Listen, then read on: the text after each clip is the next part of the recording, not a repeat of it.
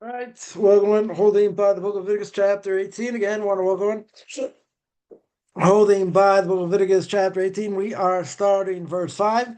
Again, want to welcome, holding by the book of Leviticus chapter 18, verse 5. The Torah says, Shmartem es chukosai v'es mishpatai sher yeaseh oisam ha'adam v'chai behem ani Hashem. So here we spoke before in verse 4 that we said you should do my judgments, keep my ordinances, right? Mitzvahs that don't make sense, to walk therein, right? I am the eternal Lord your God, right? We spoke all about that the last summer weeks, or Chaim HaKadosh. Here, in the 5th verse, it says, you shall therefore keep my ordinances, right? Shmartem, you should guard the laws that don't make sense, and my judgments, out of order here, because we said the other way around.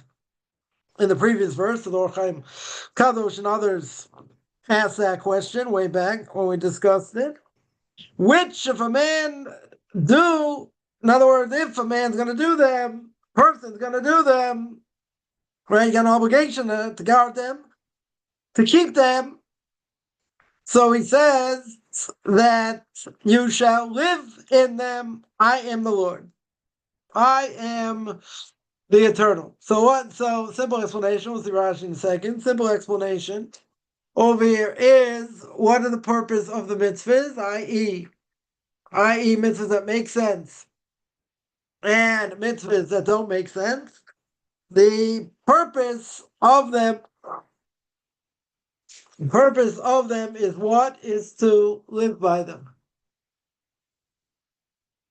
Right? Now we'll see what that means. I mean, in this world, doesn't mean you're going to merit in the next world. What exactly over here? What exactly over here does it mean? So here, Rashi says, first of all, he says, you shall keep my ordinances. Again, these are the laws that don't make sense. This is not a mere, so Rashi says, this is not a mere repetition of verse 4, right? Sounds similar, right, as we saw before. As other commentaries asked the question why it seems to be out of order, why it says my ordinances and my judgments, and then before it said my judgments, my ordinances, right, or whatever. But anyway, he says, first thing is it's not a repetition of what we said before, but is intended to include other details of the laws mentioned in this chapter, which Torah does not expressly mention. So first thing is, this verse and the previous verse look similar, right? I mean, you look at the verse, they definitely look similar. So the Torah never says anything for no reason. So therefore, it's going to be a reason why this verse is here. It's not just going to be a repetition, right? The first explanation, Rashi says, is it's intended to include other details of the laws mentioned in this chapter, which the Torah doesn't mention. Right? In other words, we're adding something over here, or let's say better, the Torah is going to add something over here which did not mention before. Right? That is one thing. Another explanation Rashi says is the Torah itself makes this repetition. Again, why do I have this repetition? In order to attach the command of observing, i.e. shmira, right? That's what it says, shmartem, to guard, to observe, and to perform. Right? What does the Torah say over here? The Torah says, shmartem, I'm going to guard, or I'm going to observe. And yas, and I'm going to do them. I'm going to perform them. Yeah, what's talking about? So observing and performing, Rashi says, talking about what? The chukim, laws that don't make sense.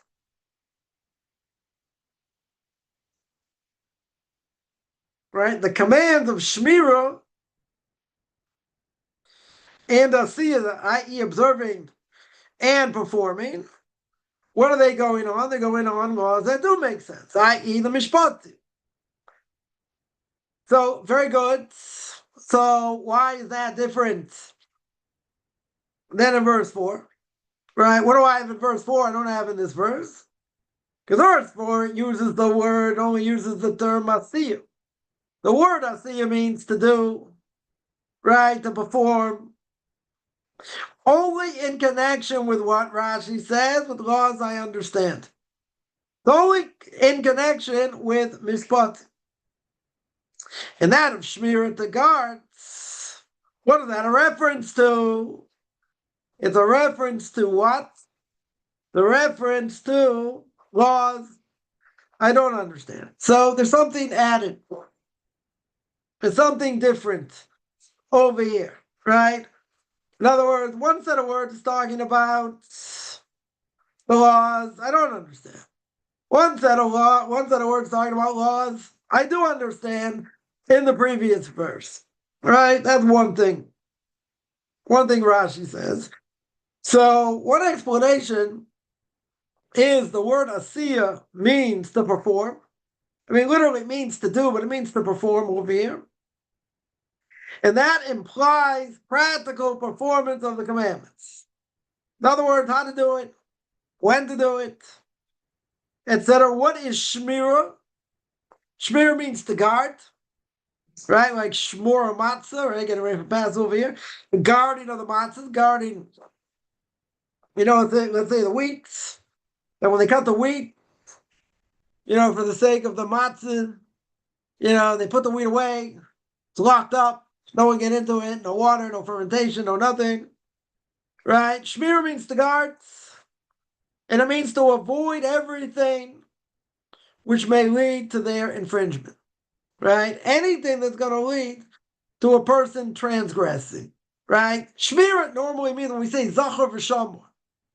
Right? When the Torah says Zachor in the Ten Commandments in the book of Exodus, it means to remember Shabbos. Shmira in the book of Deuteronomy, when it says Shamru b'nei Yisrael Shabbos, now the Jewish people should keep Shabbos. So what do the words Shamor mean to guards? So the Ramban there says, what does the guarding mean? What does remembering mean? Remembering is talking about positive commands. Right? Shamor means negative commands. Stay away from things X, Y, and Z. Don't do this, don't do that. Right, so to speak. So that's what he says. That guarding over here means avoidance of everything which may lead to their infringement. That is the difference, Rashi says in the second explanation, difference between verse 4 and verse 5. Then Rashi says that he shall live through them. Right? Very strange language here. Right? What does the Torah say? It says, Shmartem es chukotzai, you should guard the laws I don't understand.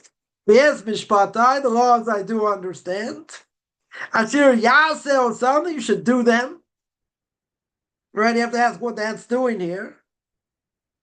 Right? In other words, of course you're going to do them. Right? If you're going to guard them, seemingly means you're going to do them. Okay, we'll have to see. And then it says, Adam v'chai b'hem. Yaseh oiso Adam. That a person is going to do them, and he's going to live by them. Yeah? He's going to live through them, literally. What do you mean, live through them? What does that mean, v'chai b'hem? He's going to live in them, live through them. What does it mean? Says Rashi, it means, live through them means in this world. Let's say better, sorry. He says, in the world to come. Live through them means the reward you get in the next world. Why? Where does Rashi know that from? So now we'll delve in here a little bit. So Rashi says, how do I know? Because if you want to tell me that again, the Torah says, V'chai b'hem, You shall live in them. Yeah, it can't mean this world. Right? You have to keep them, sure, in this world, no question. But what does it mean? He's going to live with them. Of course he's going to keep them. Yeah, so it must be this world. Why? Because if you're going to say it means in this world, is it not a fact that in the end a person's going to die? Got a problem. Right? Again, he shall live through them. Rashi says, can't be this world. Why not? Why is he talking about the future world? The world to come, because everybody knows, I hate to be the burden of bad news, everybody's going to die. We're all going to die. Right? The time, the second that a baby is born, the clock is ticking. Clock is ticking. That baby at some point is going to grow up. It's going to die. However, however long they're granted in this world. So we all know we're going to die. That's pretty obvious. Right? That's what we know. So if that is the case, it brings this down from Onkelos. Let me just see here. Yeah, Onkelos says, the Aramaic translation says, right, it's talking about the spiritual world. Because if you want to tell me it's talking about the physical world, it's going to live through them. Well, isn't that person going to die? Don't we know the person's going to die? Right? So you could tell me, maybe it doesn't mean spiritual world, per se. Maybe it just means a person's going to keep the Torah in this world. He's going to keep the mitzvahs. That's what he's obligated to do. Right? He's going to live through them, meaning he's going to keep them. Right? It's a very strange way to say it. Right? That's why Rashi comes on to this. Right? Brings down for the measures, because it's very strange. Right? What are you going to live through them? Like, where else are you going to keep these mitzvahs? We're not talking about keeping the mitzvahs in the next world. Right? Living through them means the merit. The reward he's going to get, not just keeping it. We have an obligation to keep it. That's obvious. But if you're going to tell me he's got an obligation to keep this world and keep the mitzvahs in this world, what the heck is he talking about? It's obvious. It's got to be this world. Right? Can't mean the next world. You're not keeping mitzvahs in the next world. You get a reward for the mitzvahs in the next world. Okay. Right? Very good. The person has kids and they're doing the right thing, so your soul gets elevated that way, but you're not doing mitzvahs. Right? But it can't mean this world. It's going to be talking about the spiritual world, because Rashi says very clearly, if it's talking about this world, you're going to die. So at some point, you're going to die. So again, you could have told me you're just going to keep all these mitzvahs, whatever the mitzvahs are, whatever the obligation is, you're going to keep them in this world till you die. Maybe that's what it means. Right? We'll flip the script here. Maybe that's what it means. Right? Rashi says, no, can't mean that. It can't mean that. Right? Because everybody knows you're going to die. So it can't mean it's speaking about this world. Right? Again, this is one of the reasons, by the way, that I pick apart, most verses and see what the commentaries do with it. This is not at face value. Right? A person would say to live by them. What would you say? No. Right? Right? But then, is it going to dawn on anyone to think, well, maybe it only means I do the mitzvahs up until you die. And then that's it. But if you die, does that mean you're doing the mitzvahs? You're walking through the mitzvahs, you're living through them? Maybe you say, yes, that's what it means. Okay. Rashi says, no. Rashi says you're going to die. Can't mean that. Right? We're going to see how the other commentary is going to approach this. But nonetheless, the Rashi is going to say, it doesn't mean this world. Can't mean this world because you're going to die. Then the Torah says, what? Asher Yasosem Adam V'chai Behem. Ani Hashem. Right? We saw that before also. At the end of the last verse, we saw, right? You're going to keep these laws, don't make sense. You're going to guard them. You're going to walk in them. Ani Hashem Elokechem. I am the Lord your God. It says the same thing over here. You're going to live through them, whatever that means. I am the Lord your God. Very good. Or I am the eternal. That I translated? I am the eternal. Okay, Ani Hashem. Right? I am the God of compassion. Very good. So why is it repeated? What's the point? What did we say in verse 4? He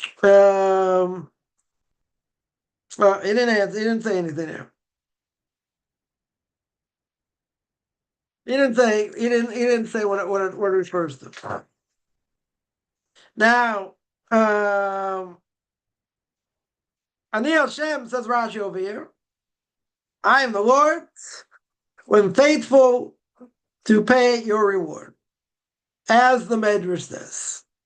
So, in other words, I am the Lord your God who rewards people for doing mitzvah. Now, could have meant the same thing before, so again, we spoke that out. We spoke that out either by the Kliyaka or by the Orach HaMakadosh. Either way, Raj doesn't say anything before, but he says that God is the one who's going to pay your reward. So you have no worries. Whatever you do in this world, right? And hopefully we have more mitzvahs than transgressions. So whatever we do in this world is reward, right? A person will get reward in the next world. So the commentaries battle with this idea that, Olam Haba, the next world, not mentioned, right? Not mentioned anywhere directly. Certainly not mentioned anywhere directly. Very good. Yeah. So how do we know it's such a thing? Right. So the Ramchal and Passage Just, we mentioned this before, just mentioned passing, that the Ramchal there says, very beginning, this world cannot be the ultimate. How do I know? How do I know this world cannot be the ultimate? Because a lot of people suffer. Right? A lot of people go through hardship. So if there's a lot of hardship in this world, and some people have it easy, let's say some people have it harder, some people may have it seem impossible, whatever, right? A lot of different things going on in the world. How can it be if someone's tossed around like a rag doll in this world? That's it. In other words, you're bad luck. Maybe you're born according to certain constellations, right? Heavily influenced. As one of the friends of Job told him.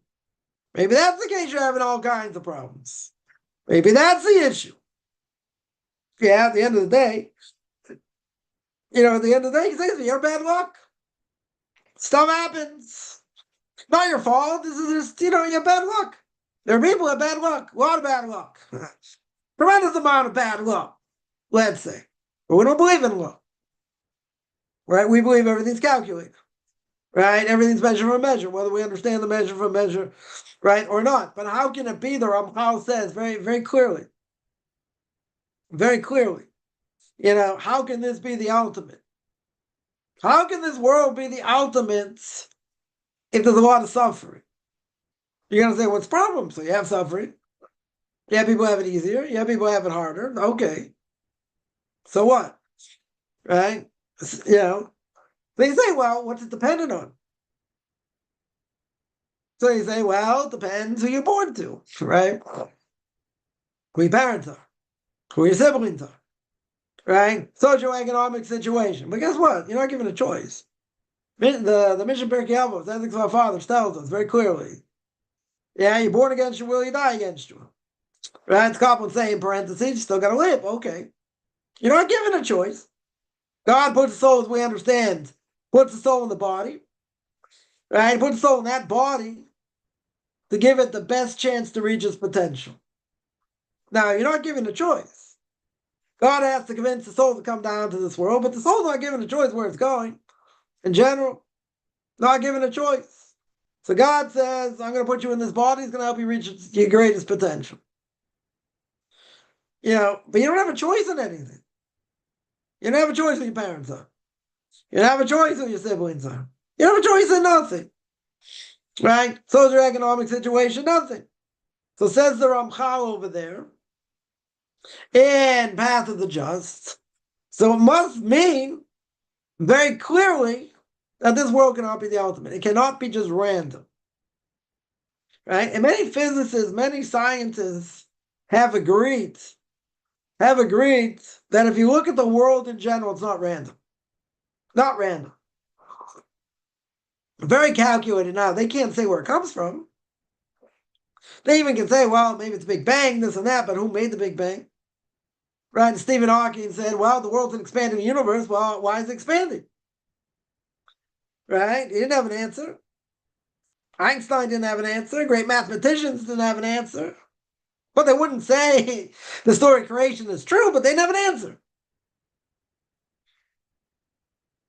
Yeah, with everything going on, right, as the Chosavova says at the beginning, and Shar Yichud, the gate of God's uniqueness in the world,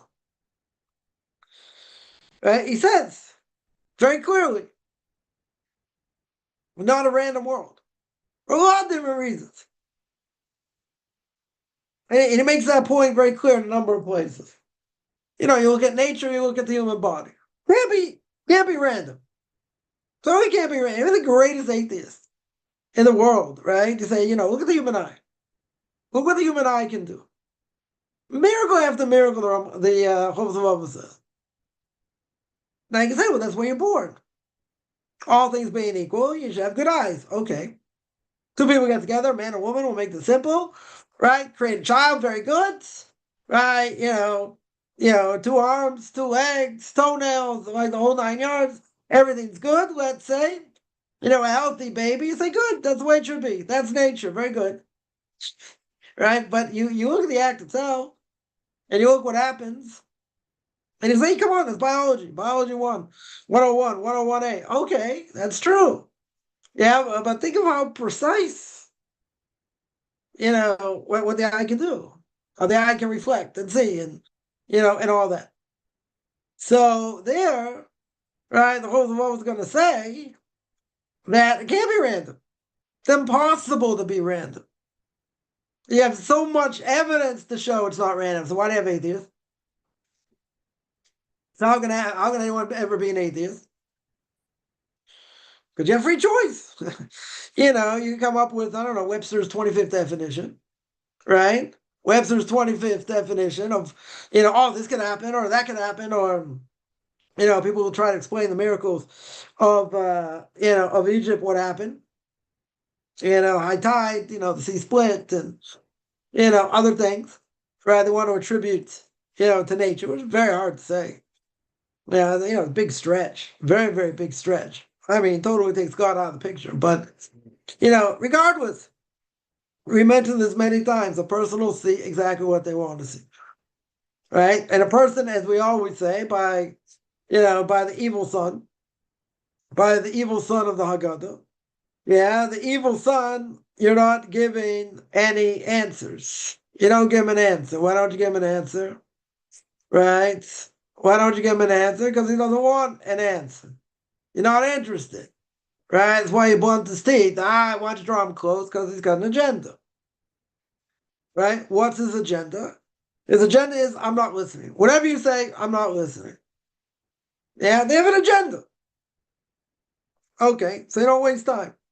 Right? You don't waste time. You give an answer, because the more you talk, the more they'll scoff, and that's it. So, there's really no point. Okay. Now, with all that, so the Ramchal says this world cannot be the ultimate because of all the suffering and other things go on in this world. Very good. So even if that's the case, there has to be, by definition, a next world. So there's a question why Torah doesn't mention it, right? Torah only hints to it. Seemingly only hints to it.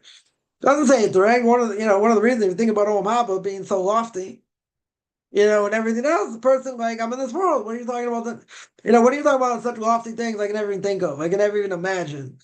Right? As the prophet says, the Torah is as wide as the sea and expansive as the mountains and whatever. But you talk about the next world.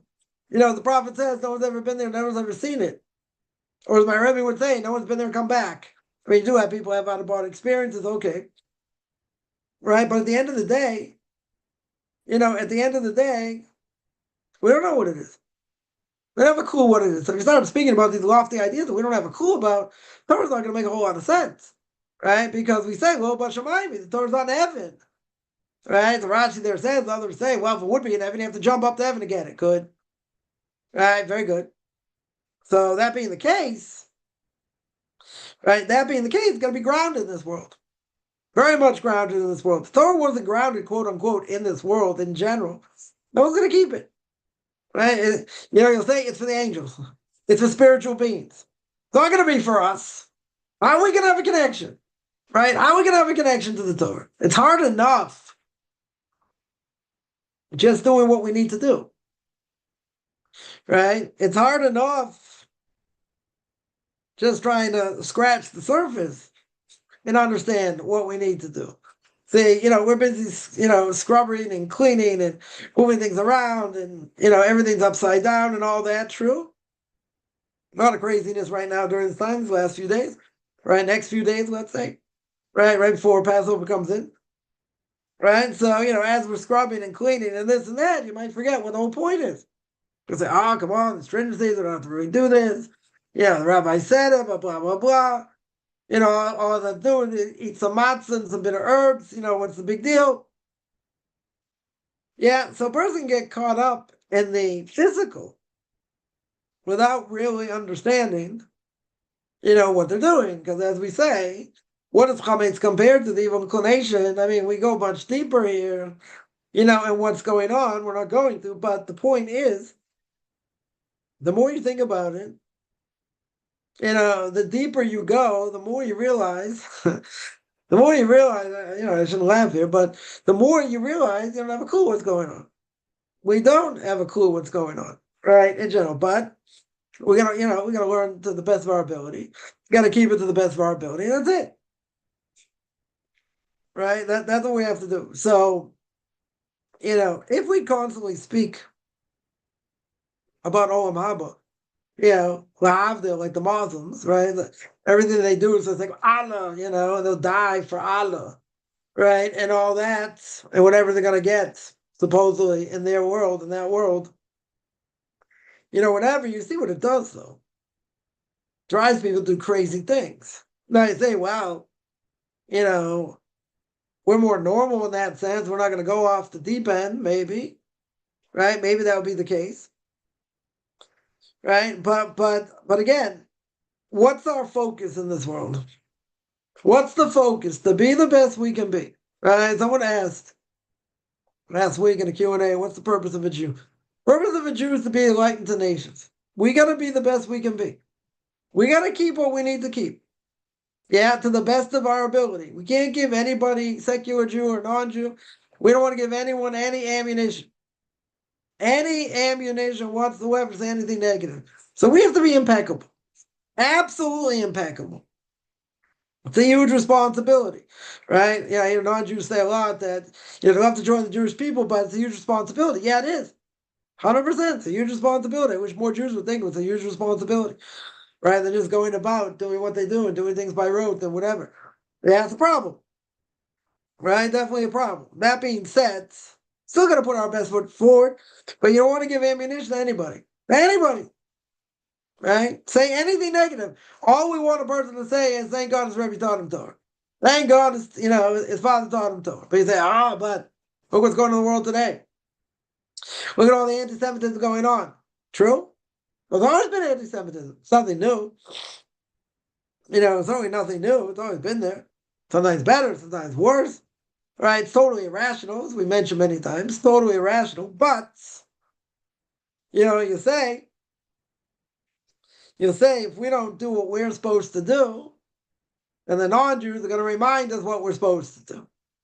Right? As the saying goes, if a Jew doesn't make Kiddush Friday night, the non-Jews make Havdalah. Right? Havdalah meaning separation.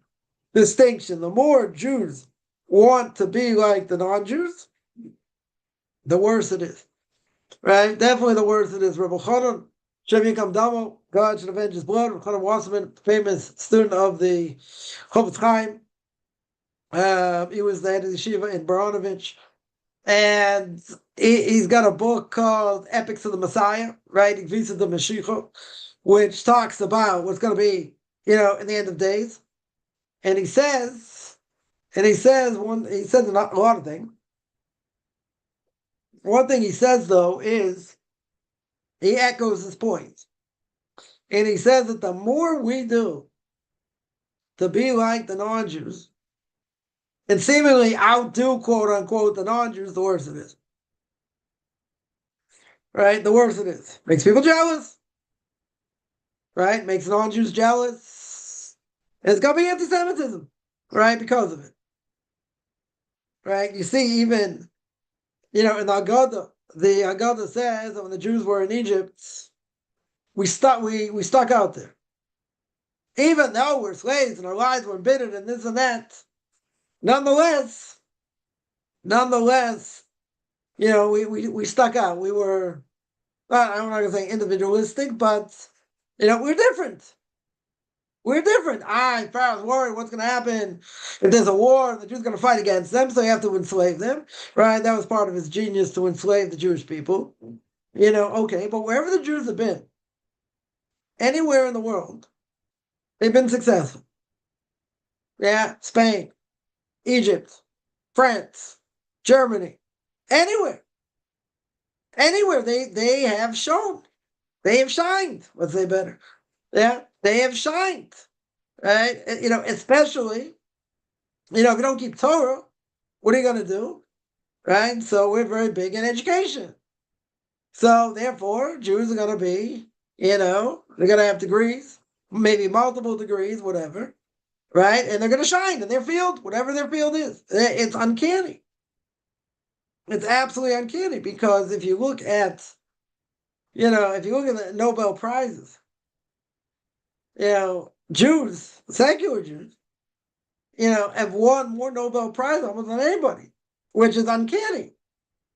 We're 1/1000 probably less of the world's population, and how many Jews have won the Nobel Prize? Yeah, physics, math, other things. I mean, statistically, we shouldn't show up at all.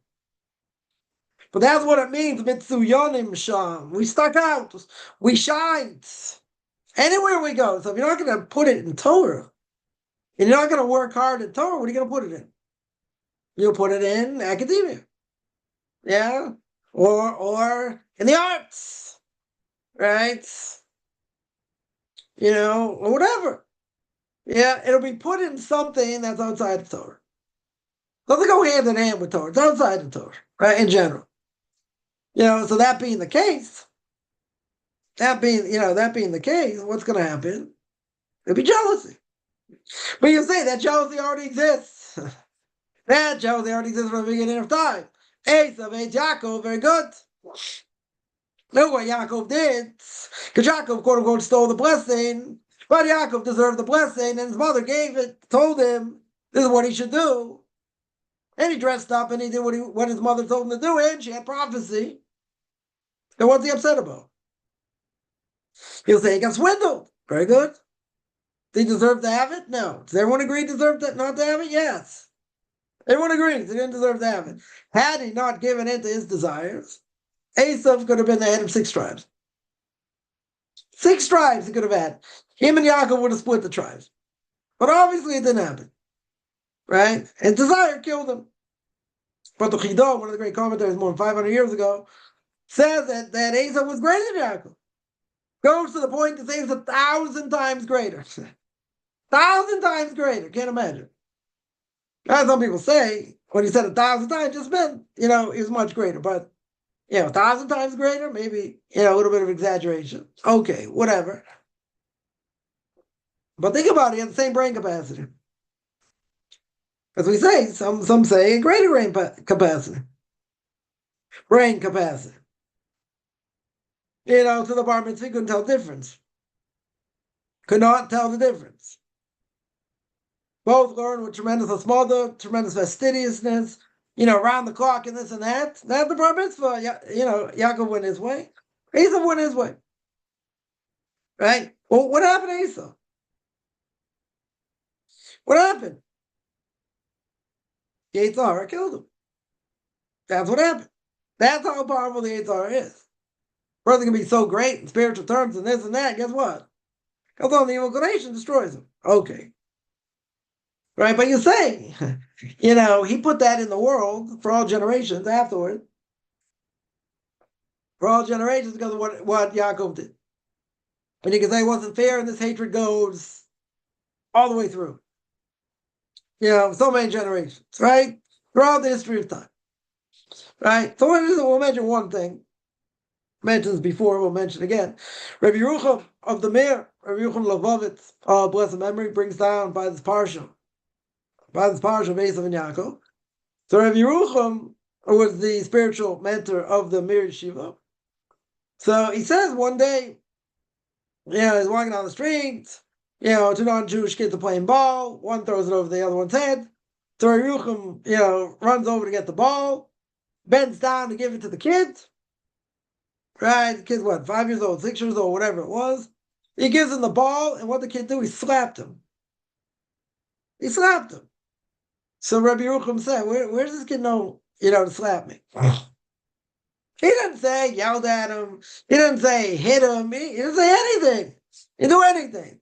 He bowed down to give him the ball. That's all he did. He bowed down to give him the ball. So what did Rabbi Yerucham do? Sorry, what did this kid do? He slapped him. After he gave him the ball. Why did he slap him? So this is what Rabbi Yerucham said. He said, why did he slap me? Because Esav son is Yaakov. Esav hates Yaakov. That's it. That's the answer. Yeah, because where would a kid know how to do that? You say his parents taught him. His parents were anti-Semites. Okay. Right? And where do his parents know that from? So their parents taught him. Okay. What's in the air? He's telling you what's in the air. Not something, not something that's rational, per se. Well, how do I know? Right? Because one of the claims of anti-Semites is because the Jews have so much money. The Jews have so much power. So what do you do where Jews live in a certain place and they don't have money? They don't have power. Right? So then the other side will say, you know why we hate the Jews? We hate the Jews because they're on all the programs. They're on welfare. They're getting all these, they're getting all this money from the government. They're giving us a bad name. They don't work. They don't do this. Right? So again, you can't have it both ways. It's either one way or the other.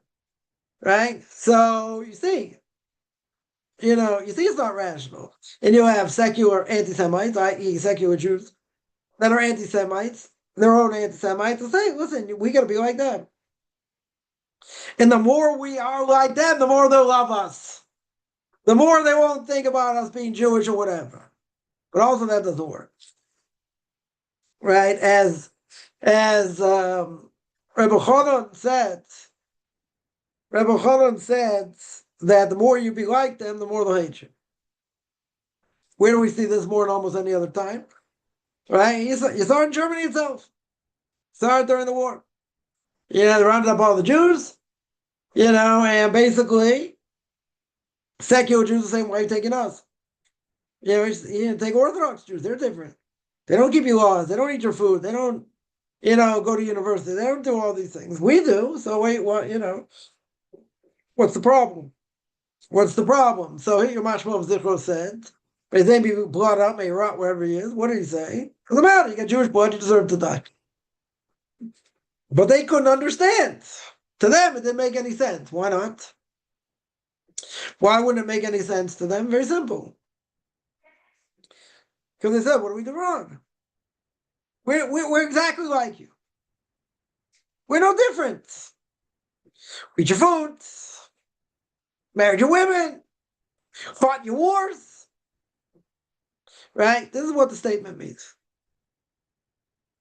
You Jews don't make Kiddush Friday nights, meaning you don't keep what you're supposed to keep. What are the non-Jews going to do? They're going to make sure you know you're different.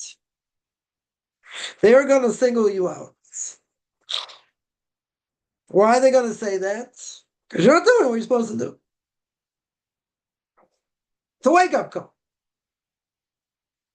Now, for some people, it'll make them think.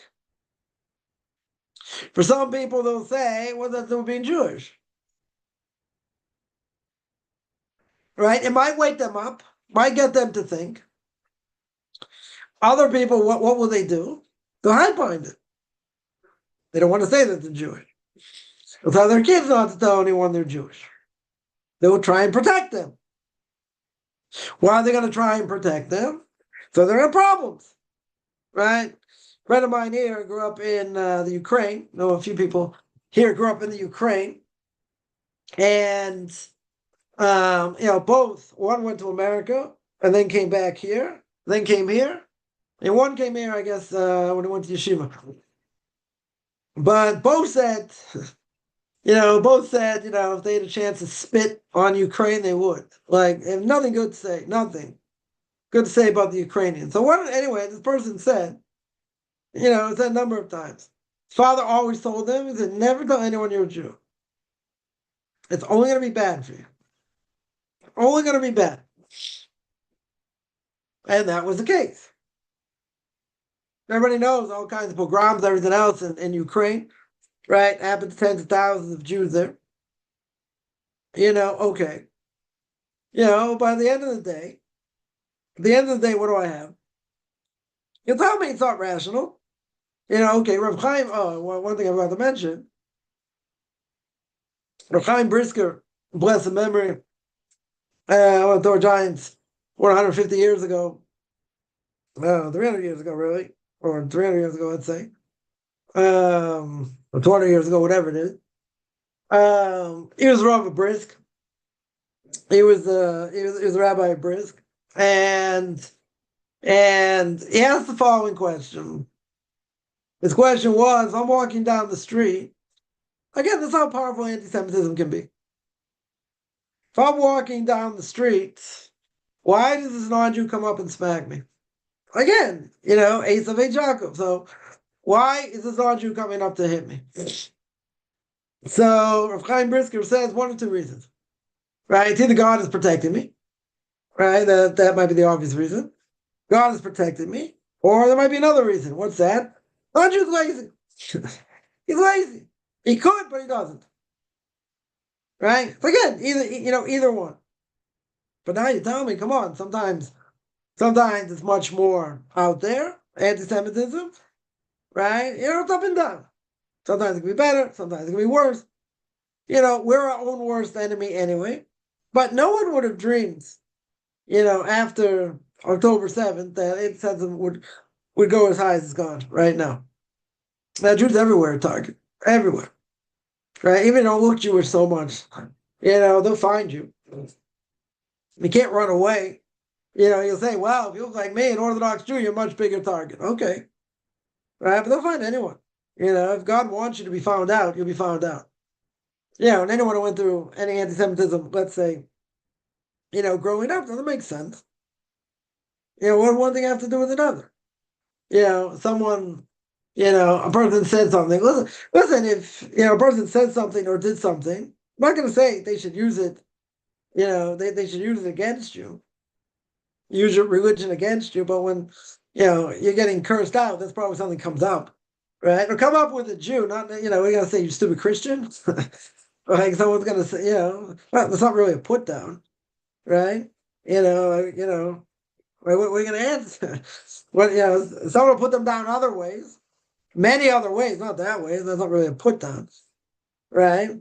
But but if the person's Jewish, that's different. That's different. Put them down any way they want, right? Because that's the way it is, right? Jews get made fun of. Jews get put down. Right? Not even talking about Bible thumpers going to say you killed our Savior and all. I'm not even talking about that. Not even talking about that. You can be reminded, even as a kid, you don't even know what they're talking about. What does one thing have to do with another? Right? You're in a secular school. A Jew's in a secular school. Okay. Right? So let's say, I don't know, they get picked on, something happens, whatever. Right? I would say probably 90% of the time, if it's a Jew, he's going to be picked on for his religion. Even if they don't know anything about it. Even if the other person doesn't know anything about it. It doesn't matter. Right? They're just going to put him down. Why?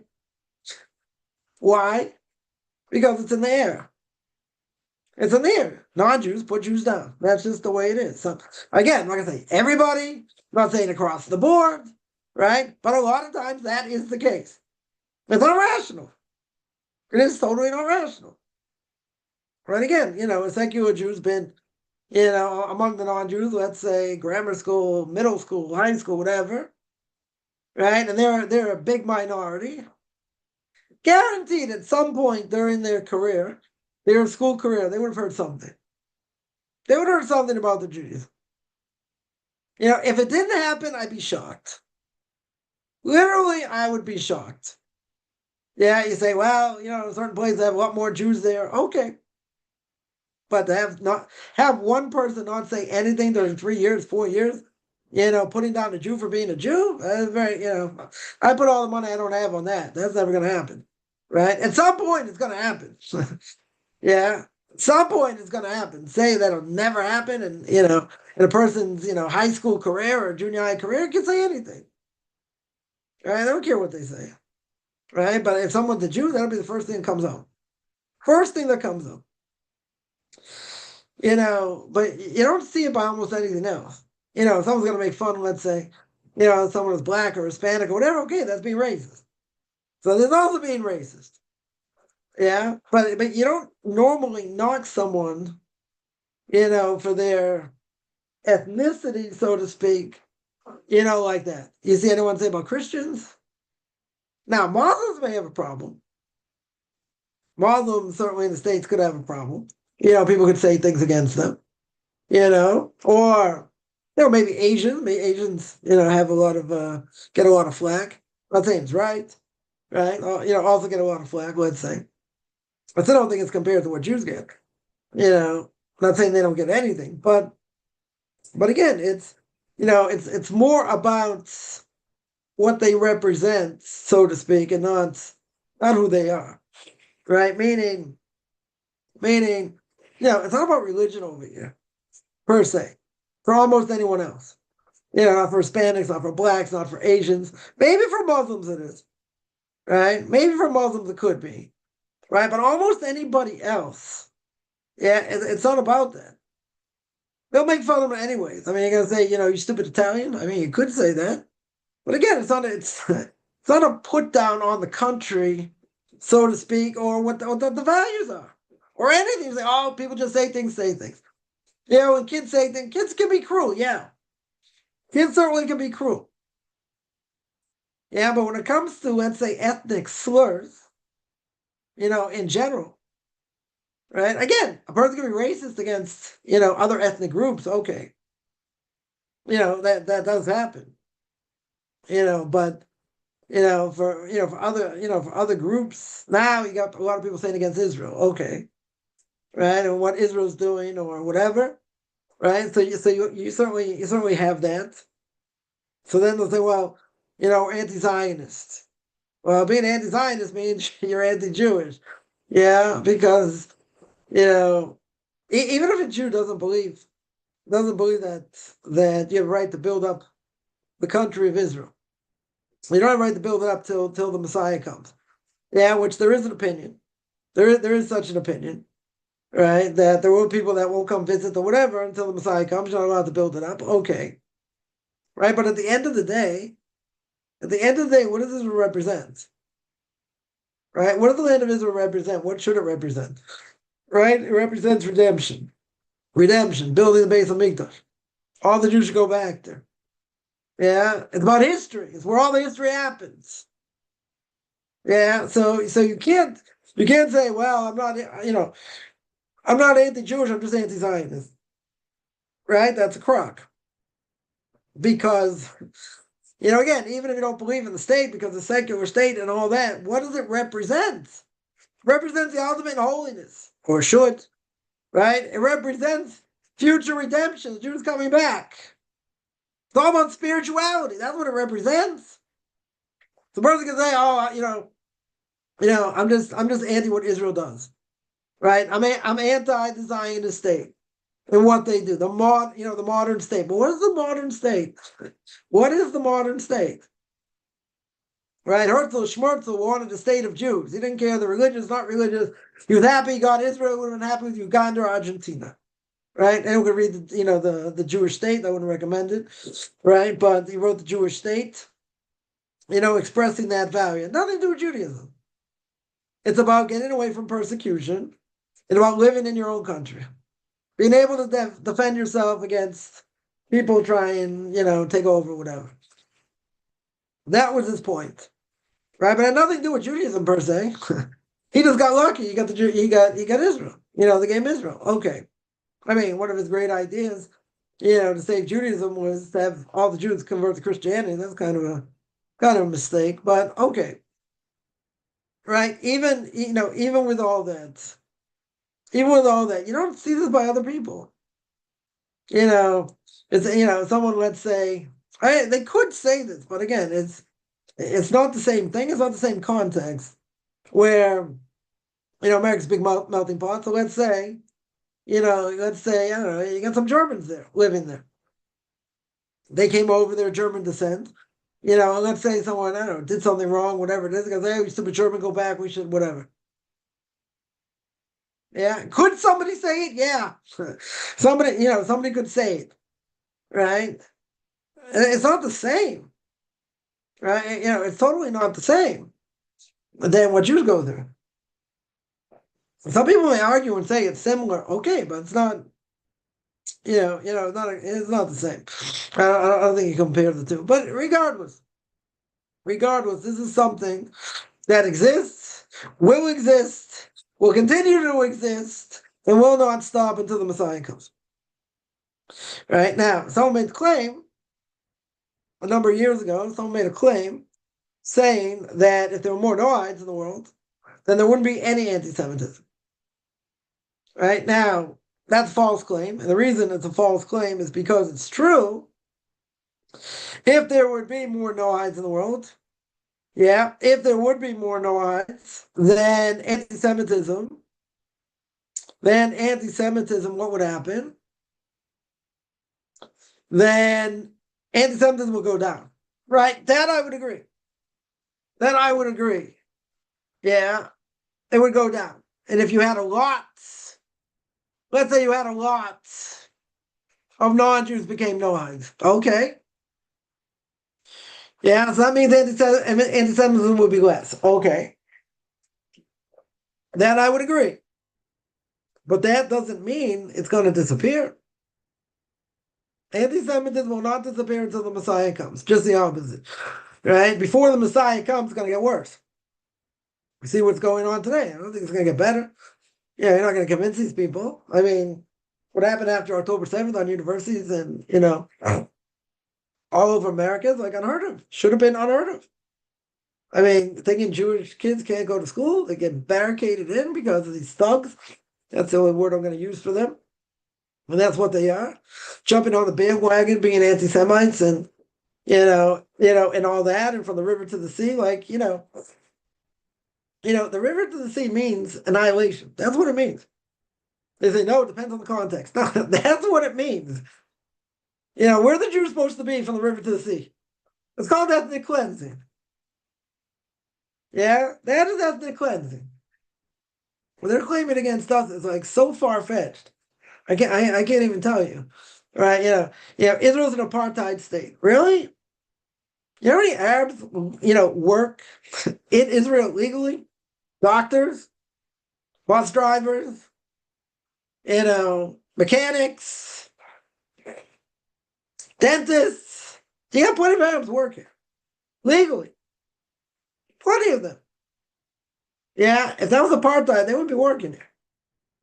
They wouldn't be here legally. They wouldn't be able to. Right? There are so many, there are so many things logically. So that's why people have no brains today, because they don't think. And they don't want to think. Logically, that makes no sense. Because anyone's ever been here, you'll see, well, look at this apartheid state, you never see any Arab. They don't do anything. They can't work here. They can't, they don't have rights here. Of course they have rights here. Okay, maybe they can't vote, maybe some other things. Okay, you have to keep the demographics the same. Jews should be the majority. Okay, right? That means they can't work? They can't do anything? Right? That's absurd. And anyone's ever been here, we'll see that's not the case. Totally not the case. Yeah, and there's so many things. I'm not going to get into politics, but there are so many things like that it's ludicrous. And if we were really committing genocide, like people claim or claimed, then we're doing a pretty bad job. A very bad job. But that would be the case. But anyway, we're not going there. But the point, is that you have groups, or you have people, let's say better. You have people going to make these statements, have a clue what they're saying. All they know, but what are they saying? We're against, what this Jewish state is doing. Yeah, and it's genocide, it's apartheid, and it's, and it's all these things. But what are they really saying? Deep down, what are they really saying? State of Israel doesn't deserve to exist. Now, some people say that's not true. We believe they have the right to exist. But at the same time, they got to show restraint, they got to this, they got to that. Okay. So let's say some people don't want to destroy the state of Israel. Let's say. But you got plenty of other people. You got plenty of other people who are saying what? We're saying that we have no right to exist. Right? From the river to the sea, which they don't know which river or which sea, right? From the river to the sea means annihilation. That's what it means. Simple terms. No Webster's fifth definition, no rabbinical definitions. That's what it means. Literally, that's what it means. Imagine you said that against all Asians, all Hispanics, all blacks. What do you think would happen? It'd be outrage. They would be outraged. Spoken about this, whatever, many times before. Right? By anti-Semitism is okay. Now, people coming out against it, very good. Terrible things going on in other places. Yeah. This is what it's supposed to be by the end of days. Right? What's the ultimate test? I mentioned last time, Pirkei Avos. What's the ultimate test of this generation? Emunah. His belief and faith in God, because a lot of this, doesn't make any sense. If you would ask most people again, after October 7th, and Israel is now going to invade Gaza, in order to stop all the shelling and everything that happened. Yeah. You're going to tell me the whole world in one shot is going to turn against them? They have the right to defend themselves. They have a right to defend themselves. Yeah, but they speak out of two sides of their mouth. Right? Very simply. If this was in any other place, you had 1,200 people in Israel that were killed. Not just killed, massacred, slaughtered. The whole thing was, was videoed, as we know. That's the equivalent of like 30,000 people being slaughtered. Or more. In other places. Where's the outrage in the world? In the world, that's what it ended. Slaughtered 30,000 people. Other groups slaughtered thousands of people. Not even a blink. Not even a condemnation of the world in the UN. Not that the UN is anything to be so proud about either way. Yeah. Where are the condemnations? Yeah, there were got, women got brutalized, got raped. Where are where are the feminist groups out there? Not one came out and said, what a terrible thing, gotta fight against this, gotta do this, gotta do nothing. Zero. Kind of strange. They'll defend the rights of women everywhere. Everywhere. Yeah, except by Jews. That doesn't make any sense logically. All these things don't make sense logically. That's the whole point. That is exactly the point. How could you have rogue countries? I forget about the UN, but we'll throw the UN under the bus here. Right? Israel's been condemned more than anyone else. Anyone else. It's a crazy thing. They're 1,000 or less of the population. Not that we care about the UN. They get condemned left and right for defending themselves. I can think of 100 cases the UN didn't say boo. Or didn't do anything. Yeah. All for one piece of land. One strip of land. There's 22 Arab countries surrounding Israel. They don't have enough land. It's not about the land. They don't want Jews to be here. Period. That's it. There's no argument over here. That's very clear. They make it very clear. Palestinian Charter. right? Again, I said I wasn't going into politics. One last thing. Palestinian Charter does not call for the state of Israel to exist. They've never changed it. It's still never been changed. Now, these are the only people you left to make peace with. They don't believe you have the right to exist. Period. You don't think they got a lot of followers? Oh, they got a lot of followers. Palestinian Authority, no different than Hamas. They're exactly the same. Yeah, if they weren't the same, they'd be killed. They're the same. Right? But again, anywhere else in the world, where do you have this? Nothing. Quiet. So you're going to say, but that doesn't make sense logically. Thank you very much. If Israel is 1/1000th of the world's population, think about it. They're a minuscule amount of the population of the world. How can there be more anti-Semitism against them than anyone else? I'm not saying people aren't persecuted. People are persecuted. In America, 70% of all hate crimes that are reported are against Jews. 70%. It's a huge percentage. Huge percentage. And those are the ones that are reported. Right? So anyway, what's the point? Get lost in my parable here. What's the point?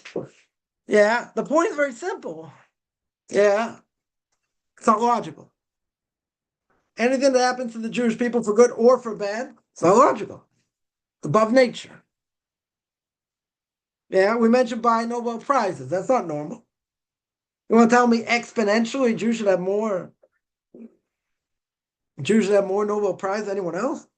Exponentially? Compared to anyone else, it's uncanny.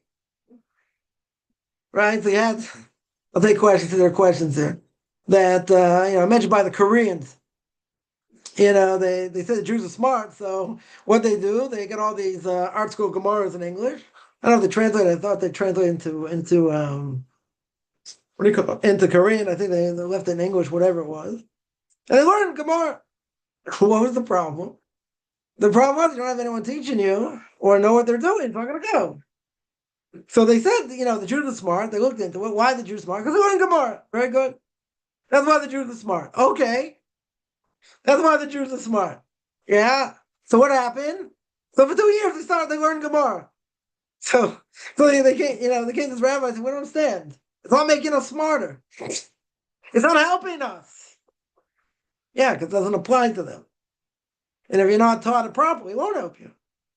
Right? You have to have the, you have to have the, you have to have the Jewish heart, so to speak. Right? It's not about, I'm more Jewish than most people, and I'm very, strong, and I'm Jewish just without the conversion. That's like saying, the cheeseburger, cheeseburger's tray without anything in it. It's true. Cheeseburger's tray. Cheeseburger's tray. Yeah. In this case, when it comes to, a non-Jew converting, and I hear this all the time, even though I haven't gone through it, even though it hasn't happened, I feel I'm Jewish. Okay. But until anything's happened, they're not Jewish. You can say it's unfair, it takes too long, it's this, it's that. Okay. At the end of the day, where they want to say, I don't have to go in front of 3 rabbis, and I'm more Jewish than any Jew, and this and that. Bottom line, right? Bottom line. Can that person desecrate Shabbos? Yes. Did you use them as a Shabbos goy? Yes. They're not Jewish. It doesn't matter what's in your heart. Nobody cares what's in your heart. Nobody cares what's in my heart. Nobody cares what's in my head, what I think. It's about what we do. It's about action. Yeah? Now people say, conversion process takes too long, and it's not fair, and it's not this, and it's not that. Okay. So let's say I agree. At the end of the day, right? At the end of the day, what's in a person's heart does not matter. It's irrelevant. It's irrelevant. It's a lot of pain. Okay. That may be true. And then maybe there are people doing things they shouldn't do. Okay. But that doesn't change the mitzvos. It doesn't change what we're going through right now. Doesn't change anything. Yeah. Again, some people it's going to be hard to hear, but that's the truth. And sometimes Bali Tshuva, some Jews that came back to Judaism and also not treated right. I would never have one of my kids marry one of your kids. Well, okay, so go blow it out your ear. You don't have to. That's fine. I'll find someone. I'm not worried. Right? It's not going to be an issue.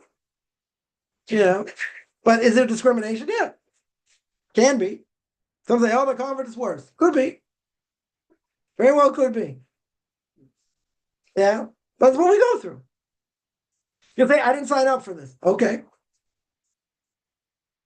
See, I don't have a choice. I was born a Jew, so I don't have a choice. So I have to make the best of what the system is. Yeah, is the system faulty? It's faulty. Are people not perfect? Yeah. People do things that are corrupt? Yes. Is it right? I can say it's right. By any stretch. There's reality, though. Somebody contacted me once, a while ago, probably a few years ago already. And they're a person of color. They say, I heard there may be discrimination, against black people if they want to convert. I said, yeah, probably is. They're like, okay, thanks for being honest. I'm like, okay. I'm not saying it's right. And I would tell people, certainly of color, whatever, think twice before you convert. If it's the most important thing you'll do, okay, realize people are people. Don't mix up Jews and Judaism. People can say things, do things, yeah, that are wrong, that are racist, and that there'll be problems. Okay, so don't convert. I'll tell people that straight away. If they want to, say, but I want to be the real deal. This is what I want. This is the most important thing. Okay. But realize somewhere down the line, maybe there'll be problems. I'm not saying there should be. Right? I'll give one example. I'll take some questions now. One example, Nissim Black. Anyone knows Nissim Black? A famous rapper converted. He had trouble getting his kids into school. He had to move to out of town community, mostly English speakers, and he was able to get his kids into school. I used to have a lot of yeshiva students, for Shabbos and different things, but he couldn't get his kids into school. Right? Now anyone doesn't know, he's black. Right? So what happened? He got a lot of blessings, whatever, from great rabbis, and whatever, eventually get his kids into school. Now, if he would have asked me, which he didn't, but if he would have asked me, I would have told him, think twice. I would have told him to stay in Seattle. That's where he was. You'd be much better off somewhere out of town. I wouldn't have told him to go to Brooklyn. I wouldn't have told him to go to Lakewood, New Jersey. I wouldn't have told him to come to Israel. I mean, okay, he made a choice. I'm sure he asked whoever he asked to come. Right? Someone asked me this question once. He said, what would you have told him? What would you have told any of these people? I said, you want to know the truth? They said, yeah. I said, I would have told them not to come. Unless you're totally prepared that this could happen. I said, but you have to be prepared. You have to have thick skin, real thick skin. Right? Israeli kids don't have mercy. They don't have mercy. Yeah, I don't think that's right. I think by let's say Ethiopian bus drivers, let's say, or others, they're merciless. They don't have mercy. Don't have mercy. Again, you can say it's a problem with the parents, how they educate them. Good. But it's in the air. I'm not saying it's right. Yeah, they're horrific. Horrific. I was at a few weeks ago. No, more. About a month ago. Imagine one story. We have security 24 hours. So, on Shabbos you have like Druzim that part of the security here. So whenever we drive around, just make sure everything's okay. So there's a car coming down. Actually, it wasn't for security; it was the police. Actually, it was police. It's a police station, whatever, and not far from where I live, whatever, on the other side of town, let's say. Right. So the police car comes down. I don't know, no idea. It's on Shabbos, so I have no idea. Like where it's going. Usually, again, security goes around. Just making sure everything's okay, whatever. So they're there making sure everything's fine. Yeah. So a cop comes down. Again, I don't know why. No idea why. What they're doing. What their purpose was going around. But in either case, the police car is coming down, and these kids are screaming Nazi. They're screaming Nazi to a police car. Now imagine, Forget about the desecrating Shabbos, everything else. It doesn't matter. Yeah. The point is they're there to protect you. They're there to protect you. You're seriously going to call them a Nazi? They're protecting you? Same thing happened a few weeks ago in Bnei Brak. Fight against the police and this and that. Forget about, conscription and putting, and all that. Everyone condemned them. But seriously, they're protecting you. You have to have gratitude. This is like an obvious thing. So you got people that are totally whacked out. They can look religious, but they're totally whacked out. I'm not gonna, no one's gonna excuse them. Right? If they say you want to protest, doesn't give you right to destroy property. Doesn't give you right to do that, but to call them Nazis, really? And they're protecting you? Like, is any wonder why secular Jews hate religious Jews because of this? It's a tremendous chilul, tremendous desecration of God's name. No one's going to excuse it. Or if you have religious people in the, in the community, and you have a black convert, they start saying all kinds of, epithets against them. It's also wrong, right? So, you're gonna say, well, the parents telling the kids to say that? I don't think so. I hope not. That's horrific. That's absolutely horrific. Does it exist? It exists. I'm not gonna say it doesn't exist. Is it right? I'm not gonna say it's right. Not by any stretch. Yeah, no one's gonna say it's right. But in this process, you're gonna have thick skin. If you don't have thick skin, you'll never last. Right? You'll never last. All right, let me take some questions here. Could it be Gentiles are lazy? They want things easy. Some. But again, between a Jew and a non-Jew, if a Jew says something or does something, or let's say stands out and a non-Jew is jealous. Yeah, let's say, if they don't say anything, all the power to them, they don't say anything. But if they would say something in a negative way, what's the first thing they're going to say? They're going to say something about being Jewish. No question. Again, are there non-Jews out there that are very, pro-Israel without being, evangelists? Yeah. There are people like that. Okay. They have a good conscience. They know what's right in the world. Okay. So I can't say that by evangelists because they have an agenda. Right? They want all the Jews to come to Israel so JC can come back. So that's a problem. Right? That was the whole issue with Charlie Kirk. Right? He made very clear. Right? He made very clear, what his mission was. Besides going on college campuses and all that. But, someone asked, so I'm not really anything if I don't, unless I believe in JC. It's like, yeah. All I have to do is Google it. He said it. Right? Now, he had a lot of guts for what he did. Got a lot of respect for what he did. No question. But there's a whole question over here. You have to have gratitude. He's backing the Jewish people, that's for sure. Right? So on the one hand, you gotta have gratitude. On the other hand, though, if they vote Torah in general. Yeah, if he believes JC is the Messiah, it's idolatry. Right? To how the two mix, or whatever, it's a lot more complicated.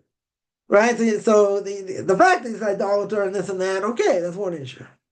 But the fact that he backed the Jewish people, you gotta have gratitude for that. That's not easy. That's not a simple thing by any stretch. But again, are non-Jews, are they lazy? I don't know. Are the vast majority out there, anti-Semites? There are a lot. There definitely a lot. There are some that are not. That like the Jewish people. Forget about JC and everything else. Don't have anything against Jews in general. But again, if there's an argument between a Jew and a non-Jew, in general, I'm not going to put a percentage on it, but I guarantee there's a high percentage. Very high percentage. If there's an argument, the non-Jew is going to say something against the Jew, against his ethnicity. Very high percentage. Yeah, because that's what happens. Right? Because when a person's angry, they don't think. Right? And when they don't think, they just say what they want.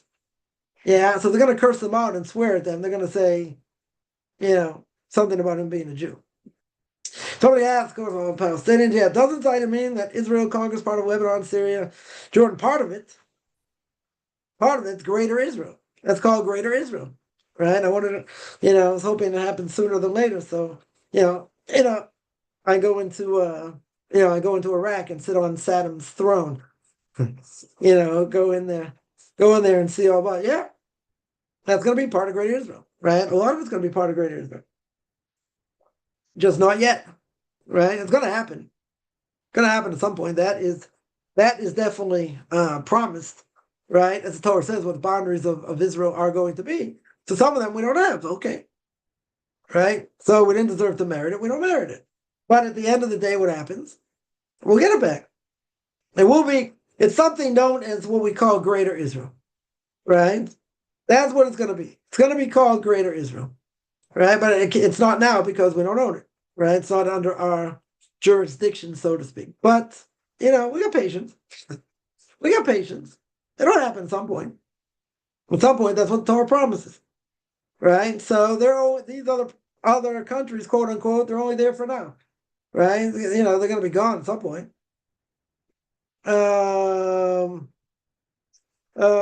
Somebody asks,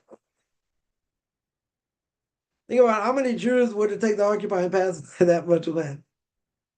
Let's think like this. People think, when the Jewish people are supposed to come back to Israel, when it's supposed to, coming the Messiah, people think like you have a lot of population centers that are overly saturated, tremendously oversaturated, right? Yeah. You got Jerusalem, you got Tel Aviv, you got, Bnei Brak, you got all these places, like a lot of people in a small space, right? So people say what's going to happen, right? Where are the Jews going to go?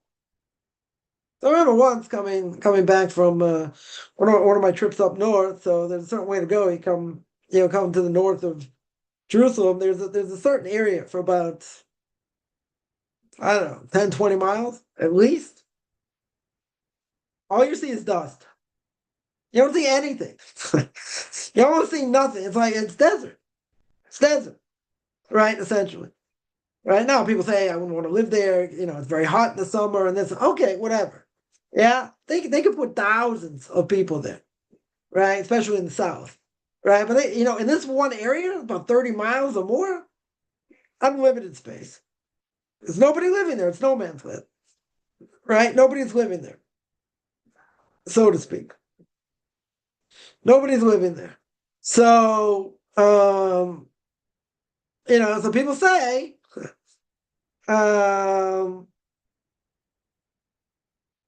people say, oh, where the Jews going to go?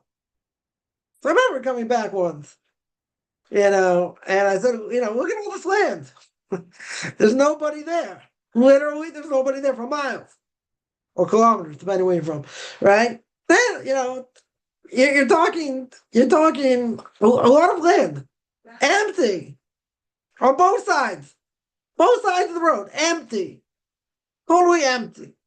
That's how many people want to live there. There are other issues, whatever. Yeah, there's plenty of space. Plenty of open space, right? That's not a problem. All you have to do is, find all the open spaces where where Iran and everyone else are hitting missiles. You build there, all these empty spaces, right? I mean, not as empty as that, but whatever. Yeah, plenty of empty space. Yeah, that's that's not a problem. But yeah, you get Greater Israel. Plenty of space. Plenty of space. Tell us the definition of Zionism. Yeah, what's a simple definition? Right? What's the definition? What's the definition over here? Very simply, we would say that the Jewish people have a right to be in their homeland, right? In their biblical homeland, right? Which is called Zion, i.e., Israel. Right now, many will say it was established in I guess in the 19th century already, right? But where is it really established in Torah? right? There's a divine promise. There's a divine promise. God's going to give the land to Abraham, Isaac, and Jacob, right? Again, you talk about religious Zionism.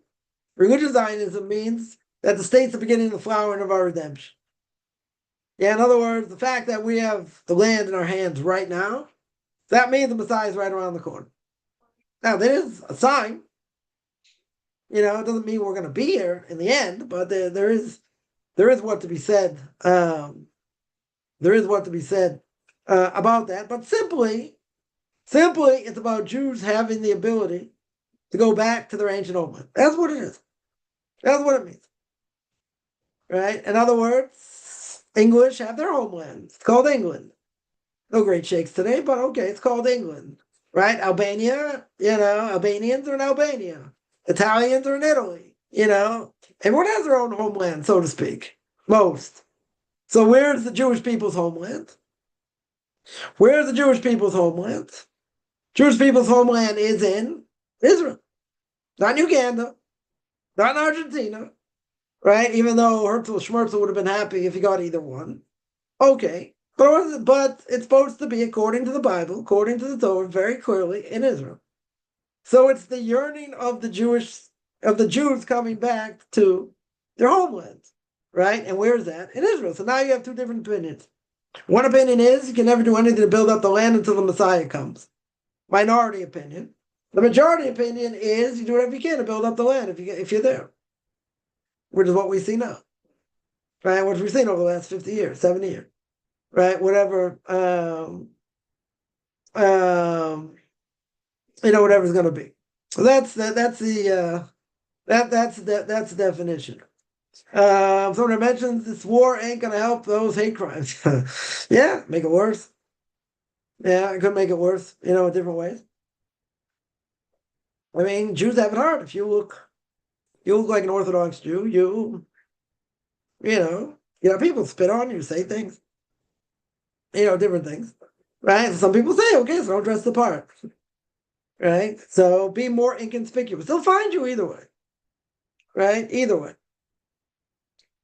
It doesn't matter. If God wants you to be found out, you'll be found out, right? Famous story mentioned before at the end of World War II. Tauber of blessed memory, was one of the Torah giants of the last generation, very much involved in Jewish outreach, and he told a story to American students or English-speaking students at Tel Aviv University many years ago. It took him there once, many years ago.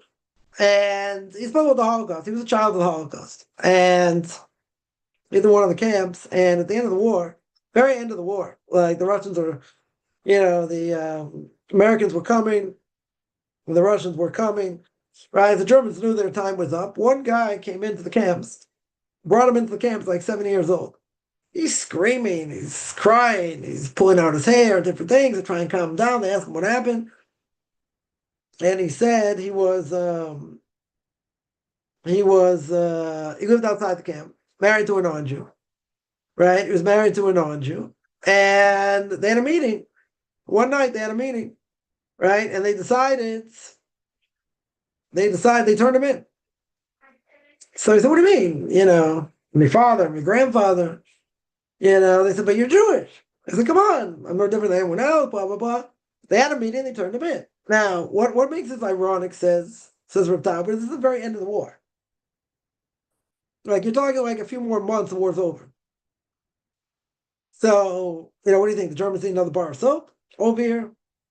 They need this old Jew for another bar of soap? Well, what's the point? What's the point? So Tauber said, this could have been done at the beginning of the war. They could have turned him in the middle of the war. Why did they wait till the very end? Why in the world wait till the very end? What happened? What happened? So Tauber said, you can run, but you can't hide. So he said, this is a reminder. You want to run away from God? You want to run away from His Torah? He'll find you. Right? Some more, some less, however it happens. However it happens. And he was found. But again, logically, why would they turn him in at the end? That's the question Rabbi Tauber asked. He was a kid at the time. He said, this is the end of the war. That's what happened. The war ended shortly thereafter. They could have turned him in any time before. All of a sudden, it dawned on them, that, oh, Dad, Grandpa, hey, you're a Jew. So what? Doesn't mean anything. I'm just like you. Right? We eat the same food, we go to the same places, we do this, we do that. They said, no, you're a Jew, and they turned him in. You imagine? Can't even imagine. Right? Grandpa, your grandkids, your kids turn you in? Turn you in to be slaughtered? Like, seriously? If you would have told me at the beginning of the middle of the war, I wouldn't have a question on the story. That's exactly what Rav Talber said. There would be no question. He got rounded up like everyone else. And they turned him in. Okay. It can happen. I don't know how common it is, but it can happen. Okay. Well, tell me the very end of the war? Like 2 months before the war is over? They're really going to turn him in? At that point? Says Rav Talber, you can remember, can't I? God will find you. Right? It's not a problem. God will bring it about however he does. And it doesn't matter how he does it. It's irrelevant how he does it. But what does he do? He'll do it. Because he's going to remind you that you're not doing what you're supposed to do. Imagine a kid in grammar school, like, friends with other kids. All of a sudden, boom, they make, an anti-Semitic comment. But the kid's not religious. The kid doesn't get it. Right? So say, okay, you're a Jew, you should get made fun of. Okay. Well, think about it. Why should that happen? Why in the world should that happen? It shouldn't. That's the whole point. Yeah. But even as a kid, or a young adult, let's say you're in high school even, right? And kids make fun and kids say things and this and that. It's a reminder. Why is it a reminder? Because you're not doing what you're supposed to be doing. So they're reminding you, oh, you don't make Kiddush Friday nights? You don't keep what you're supposed to keep? I'm going to remind you. The non-Jews will remind you. It's a wake-up call. It's a major wake-up call.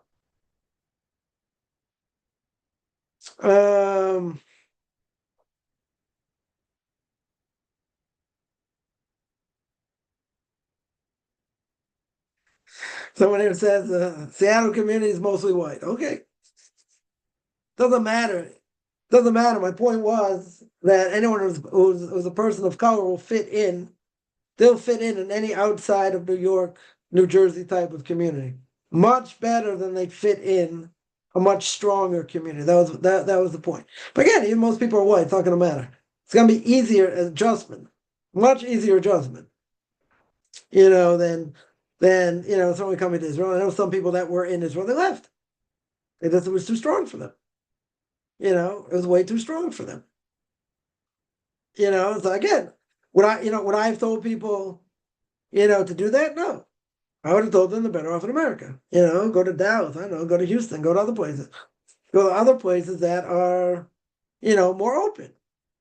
More open. That's the case. And if a person's in a more open community, it's easier. Again, if someone says, I really want, the real black hat, this, okay. Someone more welcoming, less welcoming, this and that, things will be said. I'm not saying it's right. I mean, things will be said, in general. Which, I have the other respect. Anyone's going to do that because, it's hard enough to convert. It's hard enough to be a person of color, to convert. I told people that. I said, you're making a big choice here. Making a big choice. I know someone converted, their parents converted, they were black, all the family was black, and all kinds of problems. All kinds of problems because of it. So, again, I'm not saying it's right. Right? There's a reality, though. So I tell people, some people say, okay, so you don't mix up Jews and Judaism, right? Orthodox Jews can say the worst things. They can be bad people. Yeah, they could be. Nobody says it's right either way. Yeah, let me see other questions. America doesn't support Israel Congress. Yeah, that's for sure. That 100% is for sure. You think America's going to let them go into Iraq and these other places? No, Israel's not going to do it. Israel has no intention of doing that. I'm just saying it's part of, when the Messiah comes, those places will come back to Israel. It's never going to happen now, that's for sure. Right? That 100% is for sure. All right, somebody brings definition. Zionism movement, right? Originally reestablishment, now development and protection. Jewish nation, which now Israel. Again, it's a yearning of the Jewish people to live in their homeland. That's what it was, right? Then it took on, the religious Zionists, took it on to be as a sign that coming back to Israel will be the beginning of the redemption, right? But there is a medrash. I'll just throw this out. There's a medrash in Tehillim in the book of Psalms that says that when Messiah comes, Jews aren't going to be here. Going to be, I don't know, going to be in the desert. Not even going to be here. Right? My Rebbe was telling me this once. I was taking him somewhere. He had this big smile. I'm like, what are you smiling at? You're also not going to be here. So the question is, literally we're not going to be here? The whole question exactly what that means. Right? But it's very hard to imagine, technically, because the way things are situated now, that the Jews wouldn't be in the land when the Messiah comes. I'm not saying it can't happen. I mean, there were former prime ministers that were willing to give up almost like the entire West Bank, which would be totally no way to defend against it. Give away like 95%. They were going to give 95, 98% to Arafat. Thank God, didn't take it. Yeah, it'd be very hard to defend.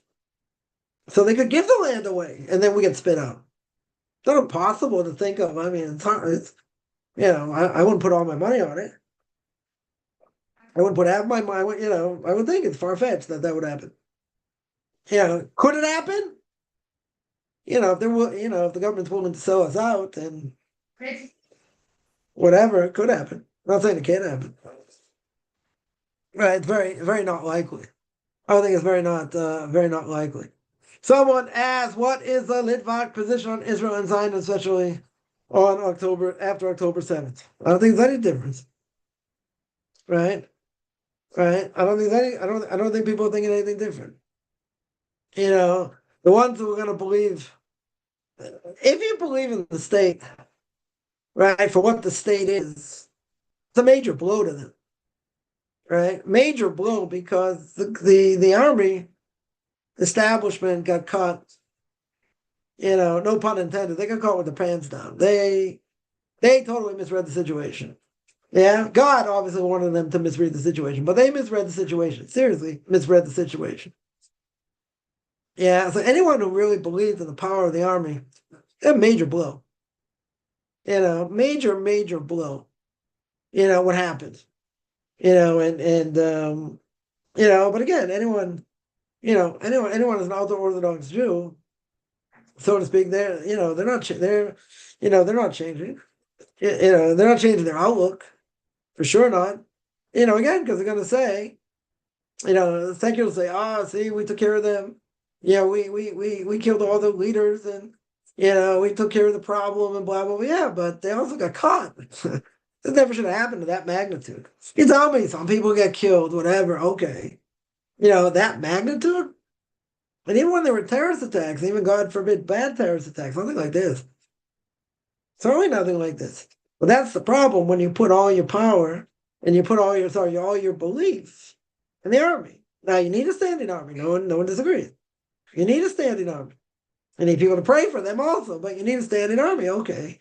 This made the army look really bad. I mean, a lot of heads rolling here, because of what happened. This is a serious mistake. Serious mistake. Serious misjudgment. Okay. Right? So now, if you are a staunch believer that, we got the strongest army, in the Middle East and this and that, which, is probably true, this is a major blow here. Major blow to the fact that, it's the power of my hands. Right? And that's what they say all the time. The army did this, the army did that, the army did the other thing. Okay, but who's helping the army? Who's helping the army? God's helping the army. Now again, some people are dying. Okay. That's a terrible thing. No question. Right? But I don't think any religious person their ideas are changing over here whatsoever. It's not the power of your hand over here. But you see, if you don't have divine providence in the land, which, a lot of things can happen if we do the right thing. Very good. You see, all these missiles barely hitting anything. I mean, you see that, God forbid, they are hitting things, right? But in the bigger scheme of things, could be, God forbid, a lot worse. I mean, so you tell me, it's all clouded in living in a world of Hester upon him, a world of hiddenness within hiddenness. You see that they're going to say, "Oh, the lasers knocking out the missiles, right? The Patriots not knocking out the missiles." Okay, but you had a number of missiles that had direct hits. They blew it, right? They missed it for whatever reason, right? But but the odds of a lot of these things hitting nothing, so it's clouded in nature for sure, right? But again, who's in charge of nature? I think the gematria, the numerical value of nature and Elohim is the same. In God's name, the Elohim is exactly the same. Right? God is nature. God's taking care of nature. Now, if we don't see the miracles and we don't say that, we don't recognize what God is doing, that's worse. Right? When you're saying, "Oh, it's the power of our hands," that's the worst thing you can say. Right? We said this many times. The worst thing you can say. Because God's going to say, "I'm doing all these miracles," and you're just saying it's nature, that's bad. On the other hand, if you say it is a miracle and you didn't do anything to change, that's worse. So, you got to take stock over here. Now, no one's saying you don't need the army here. You need the army. There's no question. Yeah, and what they're doing according to nature is unbelievable. But who's in charge? Right? Who's in charge over here? Who's in charge? It's God. God's in charge. Right?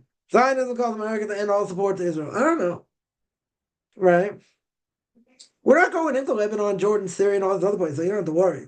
That's not gonna be an issue. Right? You're right. Americans never going to support that, but no one's advocating that. No one's advocating that. The only time that will happen, let's make this clear. The only time that will ever happen is in the end of days when the Messiah comes. That's it. It's not going to happen now. Certainly not. Of course they're not going to allow it. Makes perfect sense why they wouldn't allow it.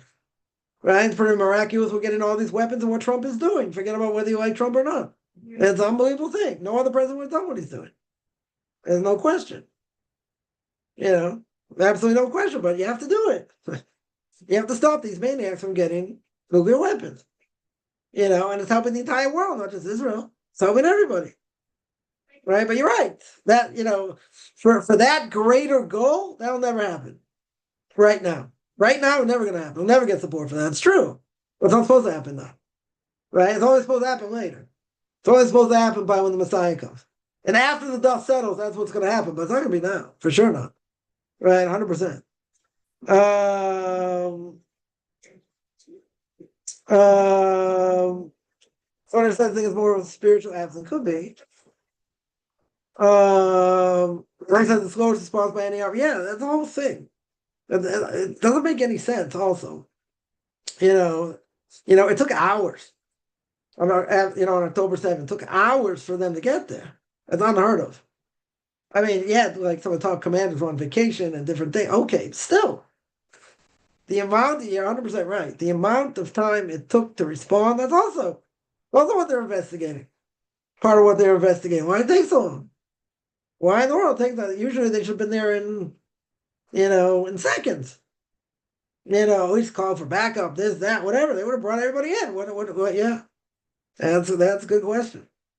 That's part of what the commission is trying to see what happened. Where, where the fault lies. Right? That's a major screw up. Major screw up. If God forbid something happens, or let's say in an ambulance or whatever, you call Hatzalah, right? Which literally means to save. Every community has them.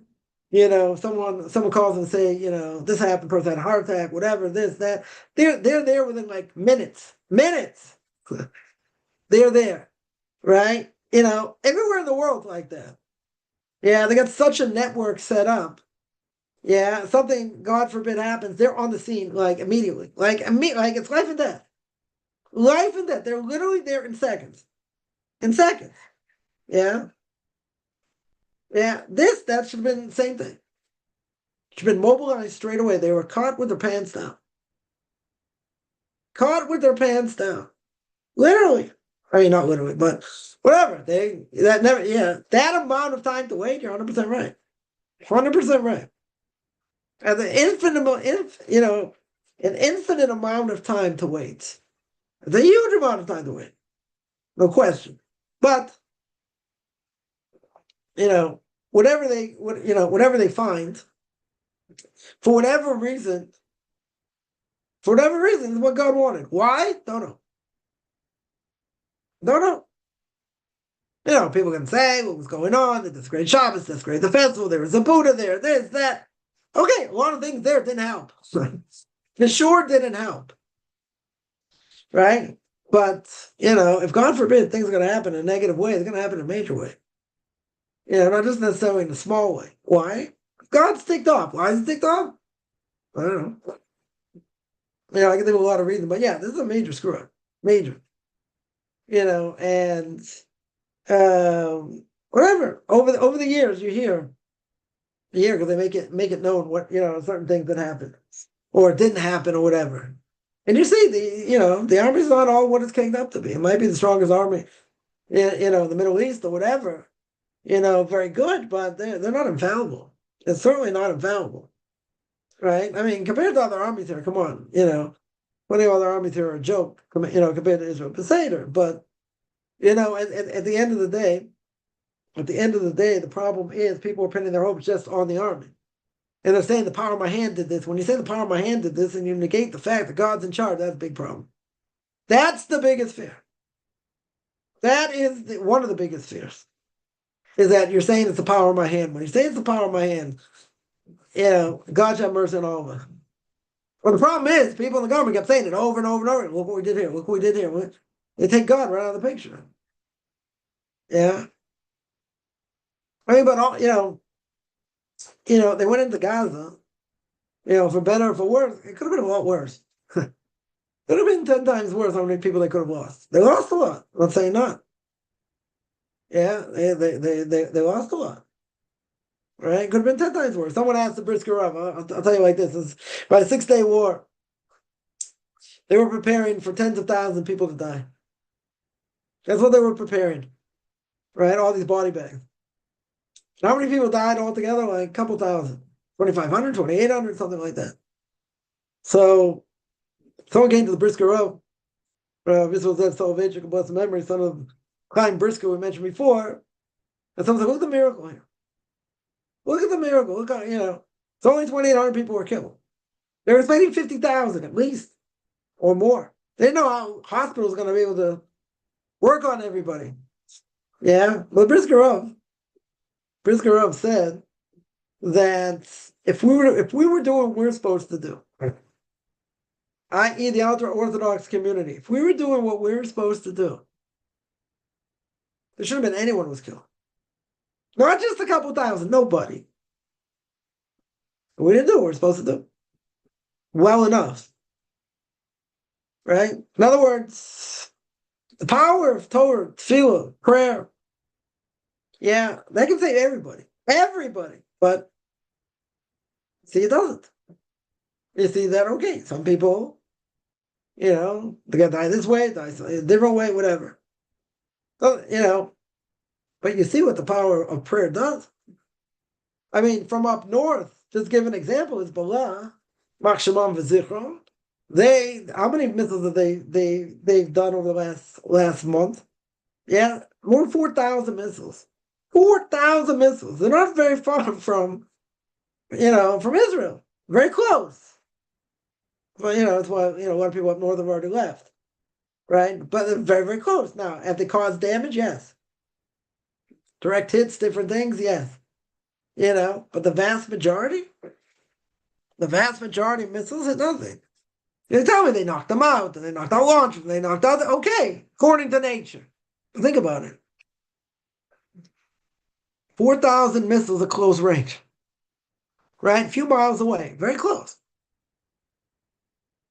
Right? Maybe you tell me the stupidest people shooting them. Maybe.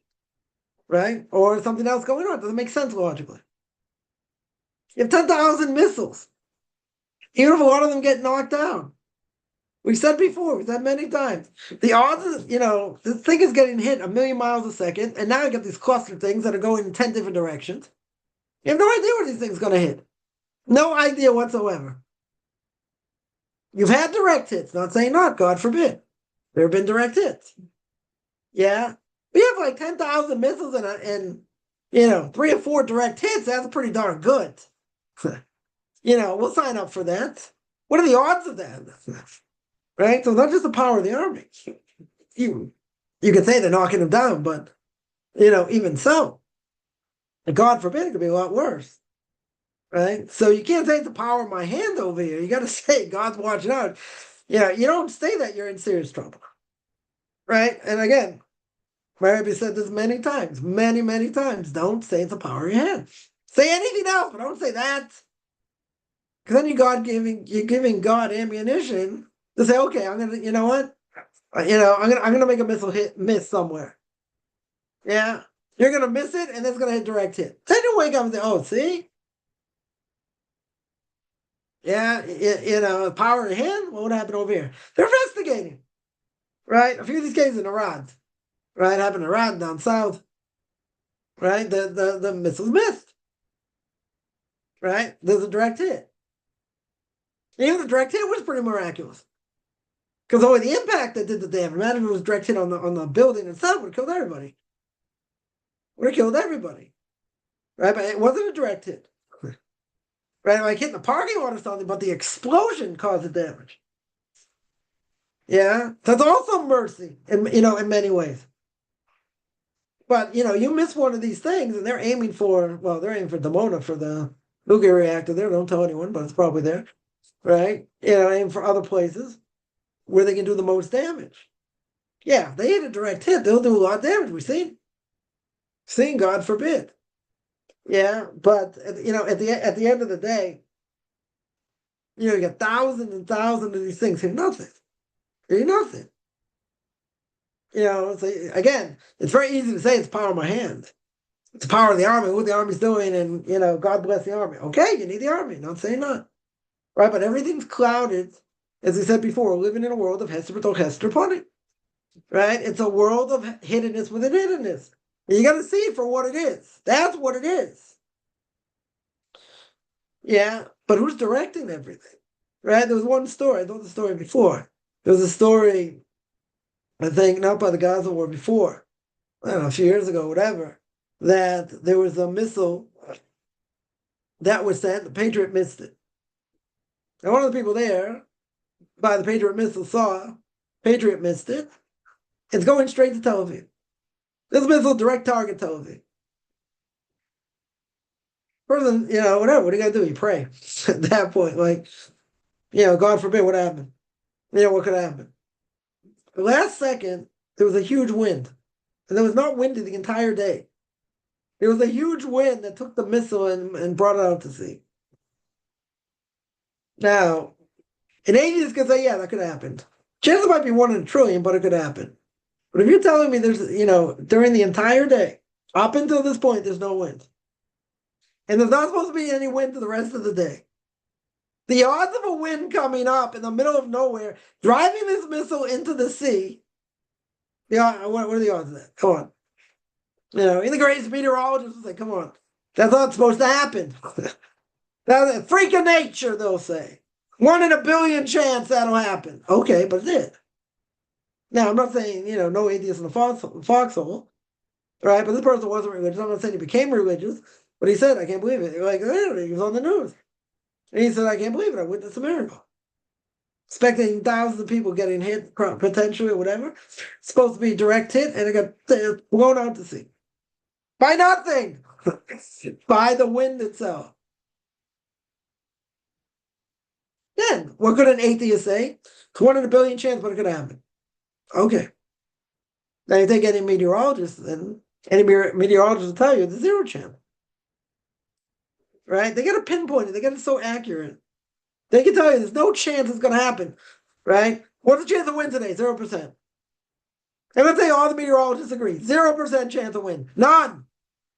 Now you're going to tell me wind came up, 50 miles an hour, 40 miles an hour, whatever, 20 kilometers, whatever it is, and knocks the thing out to sea with nothing? Say, that's not a miracle. Okay. What is it? The best the person can say is, wow, they got lucky, but it could happen. It's 1 in a billion chance. Right? It's a freak of nature. Yeah, you can say that. Would you put all your money down? That's going to happen? If you have all this information in front of you, You are the meteorologist. You got all this information in front of you. You're going to say zero chance. You're not even going to say the 1% chance. You're going to say it's never going to happen. Never going to happen. So this secular person said, I just witnessed a miracle. Now, they're getting to change. They put on tefillin today. I don't know. But that's what he said. There's no other explanation. There is no other explanation. Right? But people could say, I have free choice, and it could happen. And even if it's a slim chance, it's still good out. Okay. But realistically, realistically, come on. Would you put $10,000 on the table, $5,000 on the table, and tell me that could happen? Never. You wouldn't even put $100 on the table.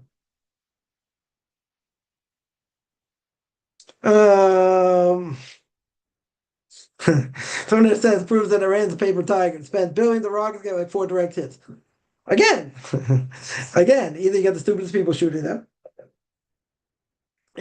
or something else is going on. But they'll say, well, they still have these capabilities and whatever. They probably go on their mind. They're like, how come we don't need anything? Right? There's a story with the terrorist. That I don't know, was interviewed somewhere. And he said, like, how do you explain all this? He said, their God's fighting against us. That's what terrorists said. Their God is fighting against us. It doesn't make sense. It doesn't make any rational sense. Yeah. You have other things that happen, much greater scale. You have those Americans killed in Beirut, 300 people killed or 280 people killed in one shot. Yeah, God forbid. You have a lot more. I mean, thousands. You're talking thousands. You hear booms all the time. I mean, God was pretty quiet over whatever, over Shabbos. But just got a few warnings, but nothing here. But there were some like big booms. And just like you hear that, and you're like, you just hope it hit nothing. Because if it hits something like, this place in Iran, there are 80 families, 90 families. They're like, trying to find places for them. Can't live in their apartments. They're destroyed. But it wasn't direct impact. That's the irony. It wasn't direct impact, of the missile, but it was the aftermath of where it hits. That's how powerful it is. It was like, I don't know, 950 pounds or something of explosive. I mean, it's a huge thing. Decimated 2, 3 apartment buildings. Not by impact. Just by the fact that it hit the ground and that's what it did. And mind-boggling. Could have been a lot worse. God forbid. But it's ironic. In normal circumstances, God forbid. God forbid, poo. In normal circumstances, this could be a heck of a lot worse. Heck of a lot worse.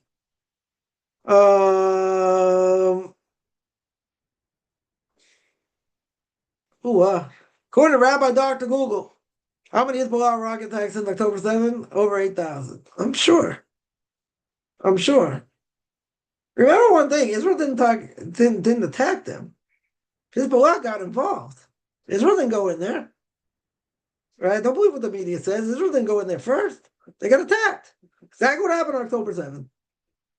They got attacked. They didn't do anything. Now they're attacking seriously because of what they're doing.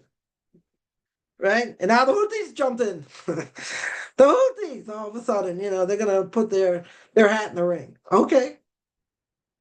Houthis a little, much harder to get to also because they're far away and B, they're all on the ground also. But still, usually they send something and they just knock it out before it gets there, usually.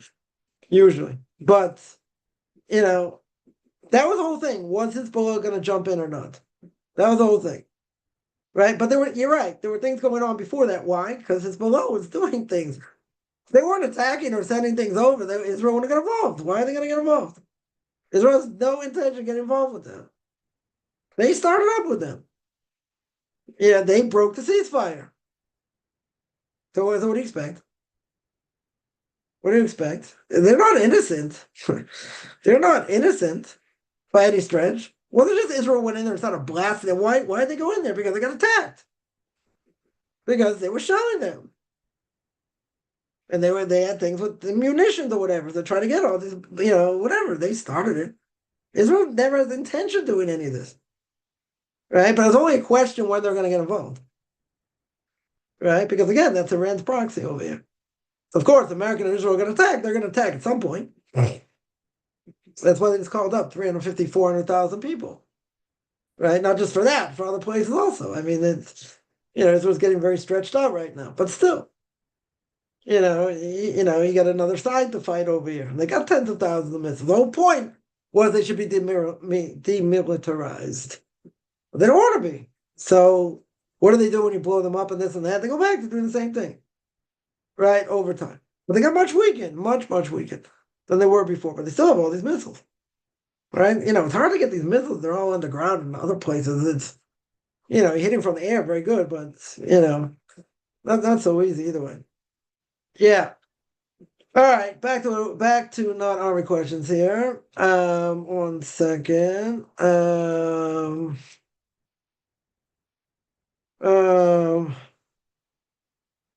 Someone asked, okay, I would answer this question. What was hundreds of Marines being killed 40 years ago in Beirut after the current Israeli situation? Yeah.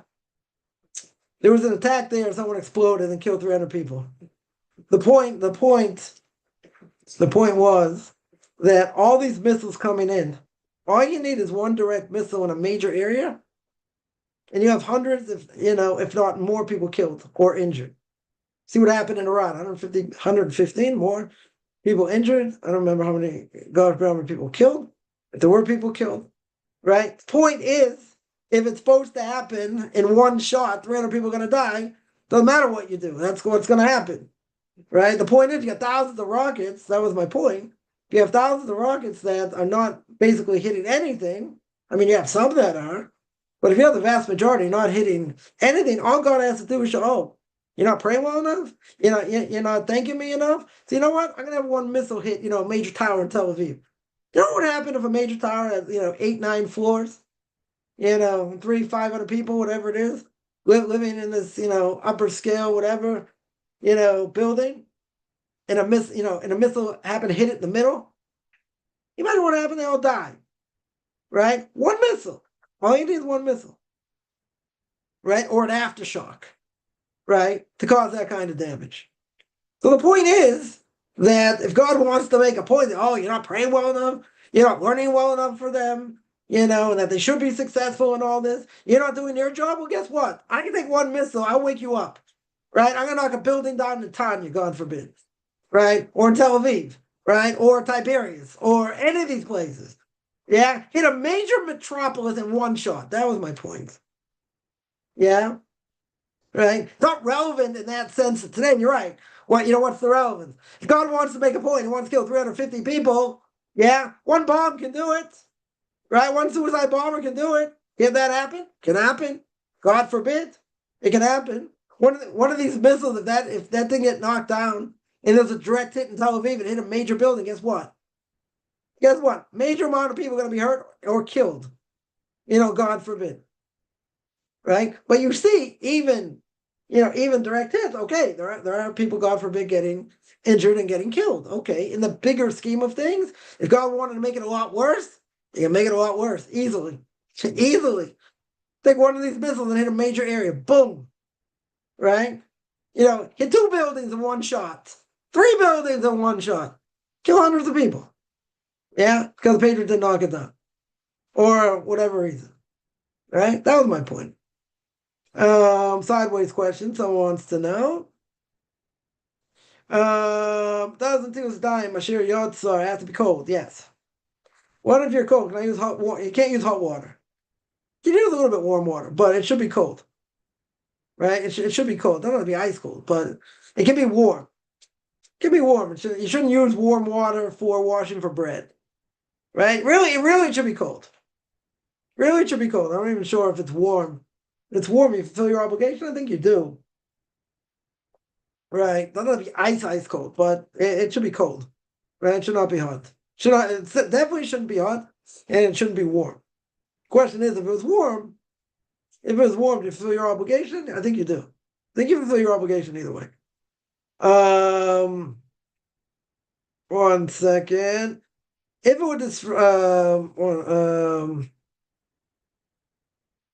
If it would disrupt the cleaning of dishes in dishwasher, could I use hot water to prevent disruption?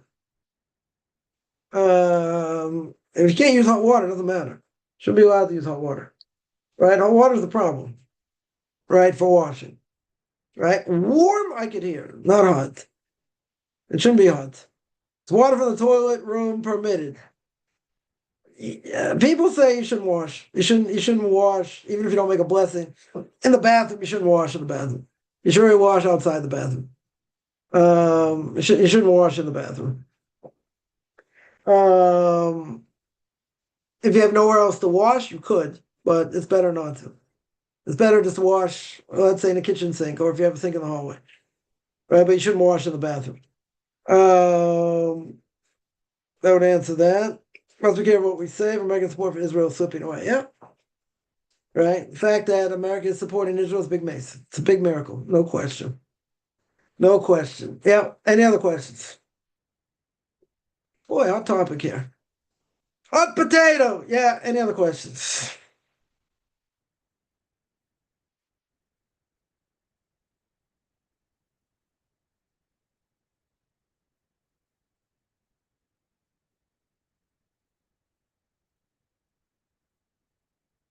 All right, I'm gonna stop here. I do this every Sunday. 9 o'clock Israel time, 4 o'clock Israel time. I'm not sure during Passover we're gonna have class next week. I tend to doubt it, but let everyone know either way. Anyway, you can find me on Facebook at Michael Kaufman, Beyond Orthodox Conversion Judaism, orthodoxconversion.com. Beyond Orthodox Conversion Judaism on YouTube. There we got videos, Q&As, Ethics on Fathers, Book of Leviticus. One other thing I'll mention is I put on my Facebook page and some other pages about learning small groups, basics of Judaism. Is going to start after Passover. Anyone, whatever, going to hit a lot of different things. About a 6-week course. Anyone interested can contact me if they're interested. Otherwise, I'm going to sign out.